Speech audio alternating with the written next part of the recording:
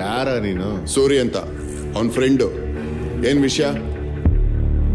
ಗಾಂಜಾ supply ಮಾಡ್ತಿದ್ದ. Sir ಏನೋ ಕೆಲಸ ಮಾಡ್ಕೊಂಡು ದುಡಿತಾವನೆ. ನಿಮ್ಗೇನೋ ರಾಂಗ್ ಇನ್ಫಾರ್ಮೇಶನ್ ಬಂದಿರ್ಬೇಕು. ನೀನು ಹೇಳ್ಬಿಟ್ರೆ ನಾನು ಕೇಳಿಸ್ಕೊಂಡ್ಬಿಡ್ಬೇಕಾ? Police station ಏನಕ್ಕಿರೋದ? ಯಾವನು ಗೊತ್ತು? ಯಾವನ್ ಮಾಡಿದಾನೋ ಅವ್ನ ಹೋಗಿಡಿರಿ. ಬರೀ ಈ ತರ ಪ್ರಾಕ್ಸಿ ಹಾಕೊಂಡೇ ಇರ್ಬೇಡಿ. ಏನ್ ಕೆಲಸ ಬೇರೆ ಹೇಳ್ಕೊಡ್ತಾ ಇದ್ಯಾ?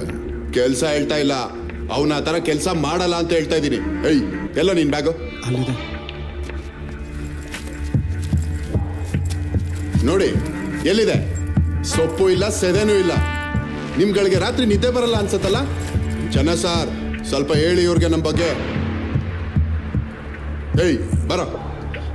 ಫೋನು